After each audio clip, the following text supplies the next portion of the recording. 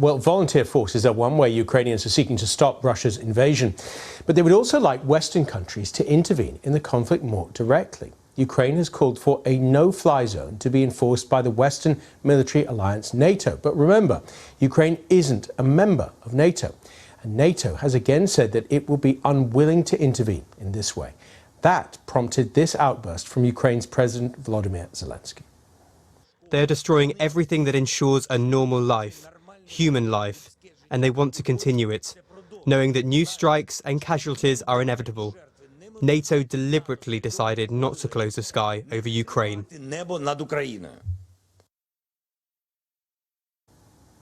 Well, let's talk about this more with Ambassador Kurt Volker. He's a distinguished fellow at the Center for European Policy Analysis and a former US ambassador to NATO, as well as the former special representative for Ukraine negotiations. He joins us from Washington.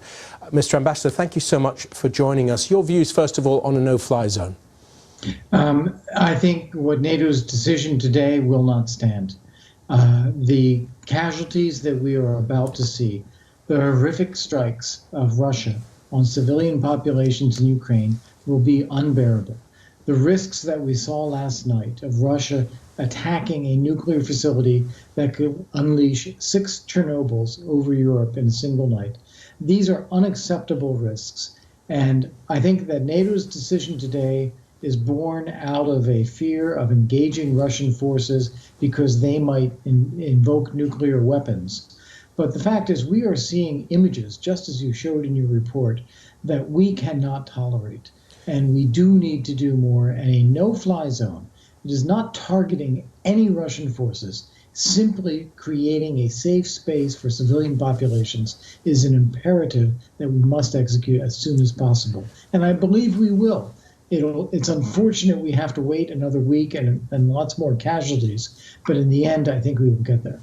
Mr. Ambassador, you say a no-fly zone is not targeting Russian forces, but that is precisely what it is. That is what it would be. It would, if Russian forces come into the air, I'll just finish my point, then I'll let you reply. If Russian forces come into the air, does not a no-fly zone mean that NATO forces would have the right to shoot down that plane, therefore provoking further risk of widening the conflict? Right. So first off, I think the rules of engagement here are critically important, and we need to communicate them preemptively and clearly to everybody.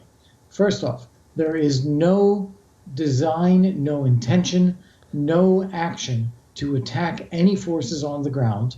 They are there to enforce a no-fly zone in the air.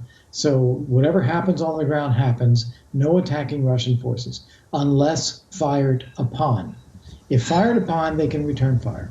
Secondly, no desire, no intention, no engagement with Russian aircraft or fixed wing or rotary wing aircraft, as long as they stay outside the zone.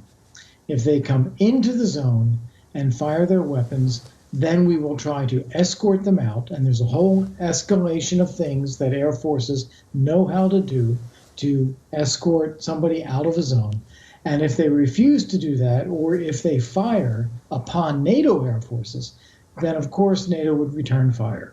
But there is no intention and no desire, no plan to fire upon any Russian positions. I think this is achievable. We've done it in Bosnia, we've done it in Iraq, and as much as it is more tense because Russia has nuclear weapons, we cannot allow the destruction of a country and a civilian population such as we are seeing right now in Ukraine.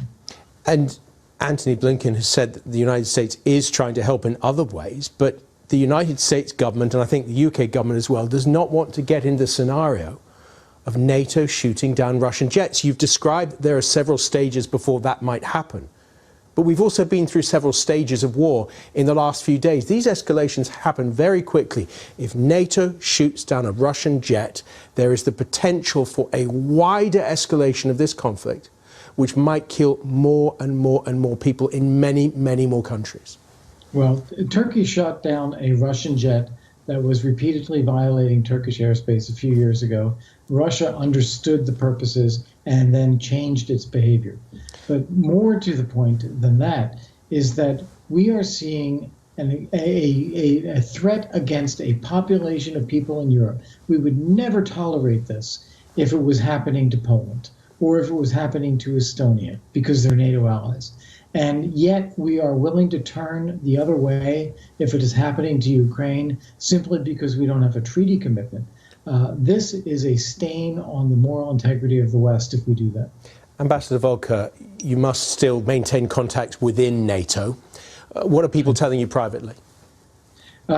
Most countries I speak with are in line with what I've just told you. These are countries from Central and Eastern Europe, ambassadors, foreign ministers, who say, this is horrific. I can't believe that NATO is standing down. From the Western countries, we hear that, well, this is very risky and we could provoke Russia and might engage in a wider war along the line of the questioning that you have here. But the question that no one is asking, or the point that no one is making is, yes, we are concerned about engaging Russia in a wider war. Russia is probably equally concerned about our engagement, or maybe even more so because we are more powerful. And we should be drawing some lines in the sand here to say what you are doing here, targeting civilian populations with mortars, with airstrikes, with missiles, this is unacceptable and we will not permit it. I think that is something that we need to draw a line on. We're not about attacking Russia, trying to defeat Russia in any way. We're not engaging Russia militarily. But the things that Russia is doing, we cannot accept. So we will create a safe space for populations. Ambassador Kurt Volker, thank you so much for joining us.